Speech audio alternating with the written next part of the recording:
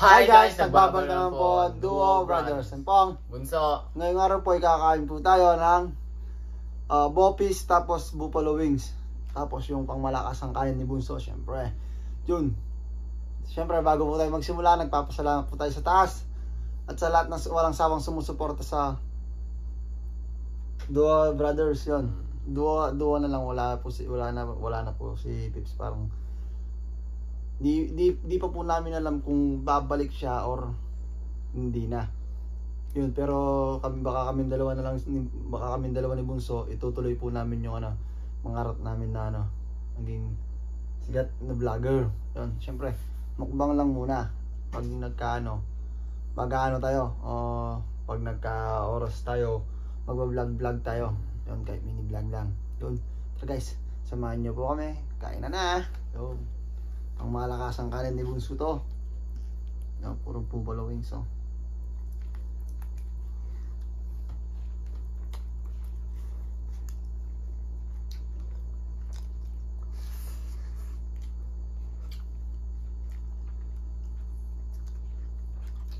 Ito, anong pangalan to? Bopis. Isa lang kasi alam kong pangalan din to eh. Yun nga po, yun para sa akin guys, mahirap. Kasi si Pips yung nakasama ko magmukbang, tapos si Bunso yung magtutuloy sa pangarap namin ni Pips. Wala eh, parang wala na siyang ganang sumama sa mga vlog mukbang namin, mga mukbang. Ganun yung napansin ko sa kanya. Pero malay nyo guys, babalik siya. Hindi natin kasi sure eh. Feel ko lang yun yung sinabi ko guys.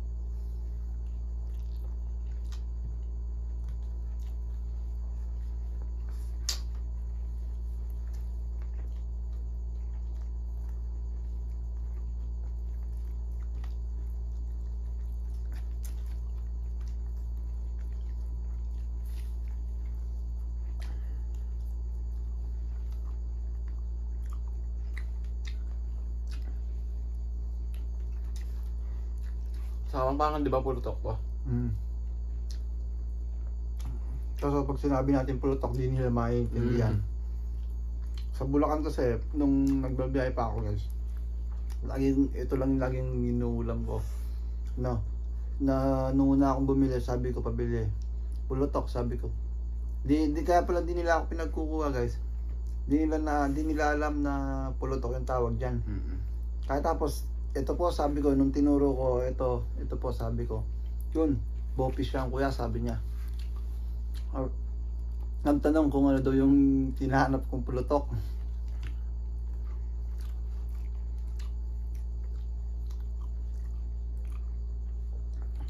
Ang bata ako, lagi akong pinapabiling ganyan.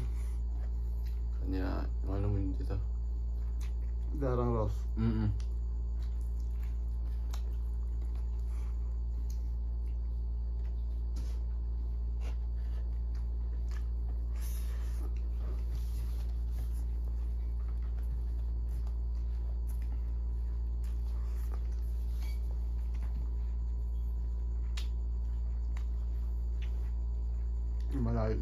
Lumayo yung inumin.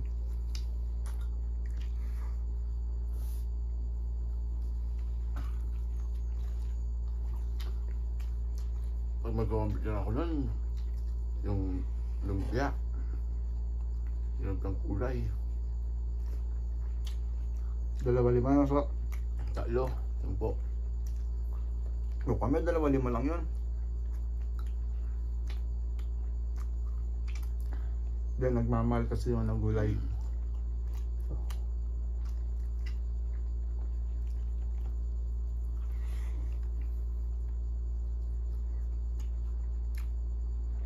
Nung nagkaka-quarantine nun, lagi ako nasa computer. Kahit bawal. Di ba, kami lang dalawa nilitan nun.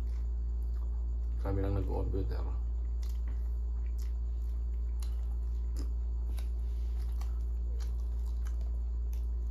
Tapos nagtinda na din pala ako ng ano guys, pandesal. Ako yung pinakamatagal na nagtinda ng pandesal sa amin magkakapatid. Lahat kami ng lalaki. Tanda ko pa, nung bata ako, pati si Tiya, kaming dalawa. Magtitinda ng pandesal si mama. Kaming dalawa ni Ate yung magtutulak sa bisikleta. Yung 3-wheeler. Yun. Tutulak namin tapos pag may nakitang ibon si mama, tatawa parang inaano niya, inuuli niya. Tapos bibigyan niya sa amin yun, takbo ako ng takbo noon, pinapalipad ko, tinatali ko yung paa niya. Wala pa siya yung bunso noon. Yung ano pa lang. Binigyan din ako ni mama nun. Nandun na ako nun. Hindi, wala ka pa noon.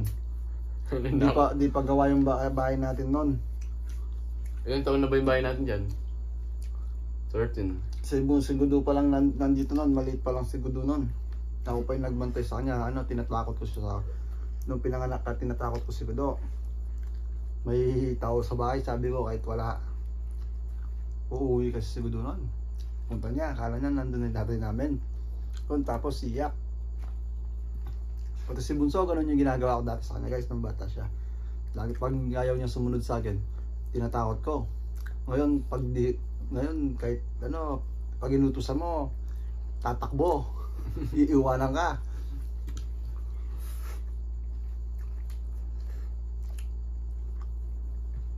Matitigas na yung ulo nila guys.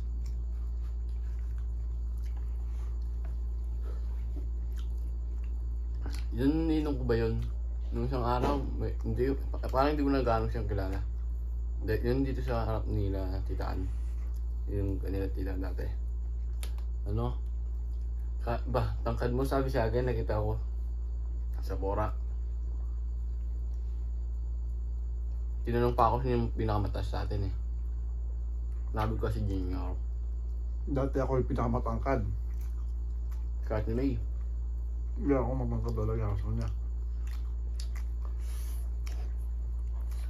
Tapos no kaya pa kasi yung mga pinagdaanan, mas marami akong pinagdaanan kaysa sa kanila. Puro mahirap yung akin. Sa kanila, basic lang sa kanila. Marami na akong napagdaanan ng mga pagsubok, ganyan. Pagsubok ko dyan.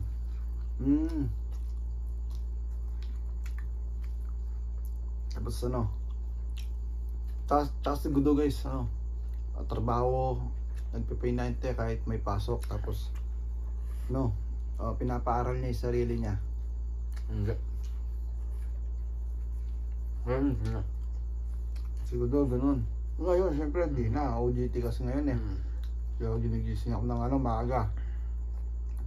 4 na oras lang tulog ko, gigisingin niya ako, magpapatid lang.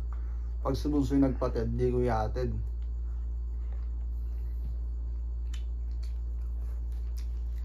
So guys, malapit lang yung eskwelahan dito.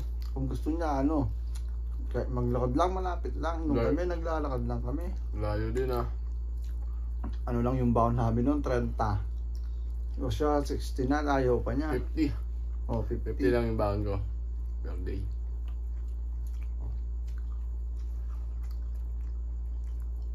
Pero minsan, binibigyan ako ni mama sa 20. Tapos umiiyak pa siya noon. Nagdadabog pa.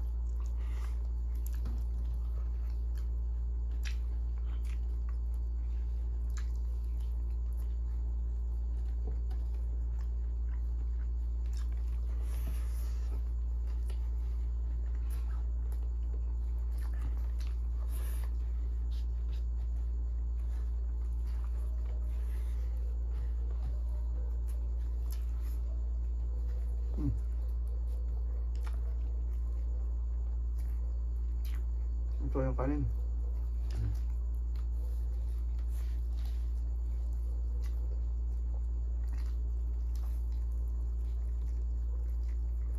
Ayaw mo na. Kanin.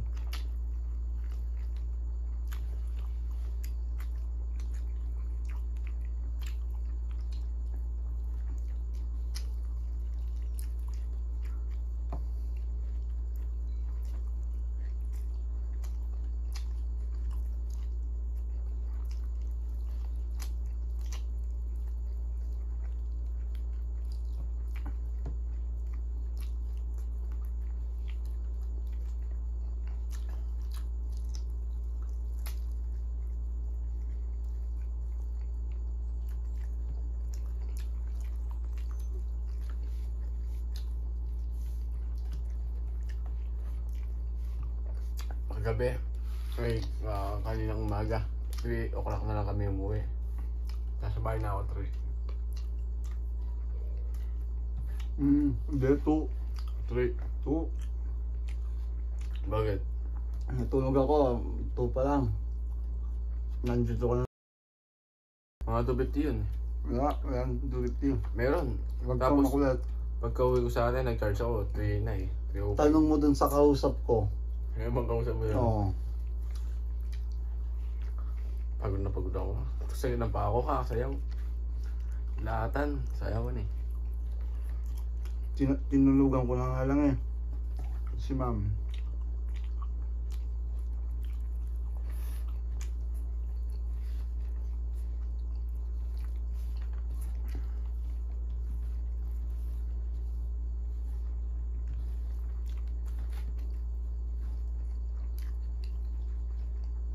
Ano na lang? Sabi niya. Baka maisa pa yung ano ko eh. Ipin ko eh. Kaya ano, hindi ko gano'ng kinakain yung chicken wings. Buffalo wings. Masyadong ano, marami yung sarsa niya.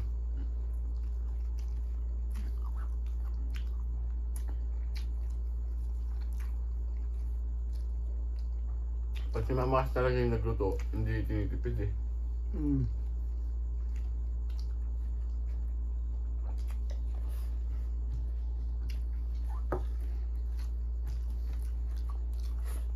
Pati si titalo, ganun.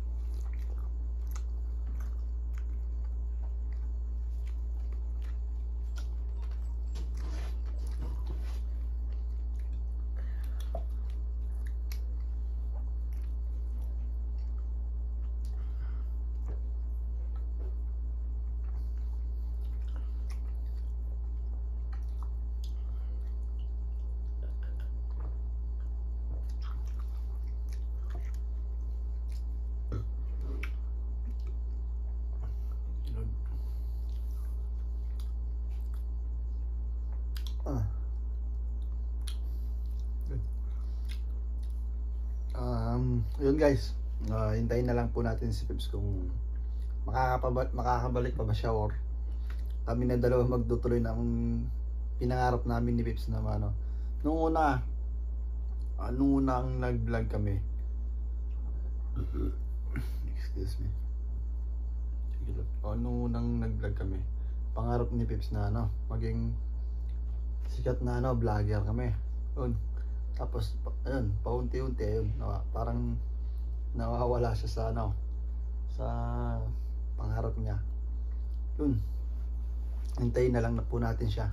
Yun guys, bago po natin tapusin ang ating video, nagpapasalamat po kami sa taas at sa walang sawang pagsuporta sa amin ni Bunso.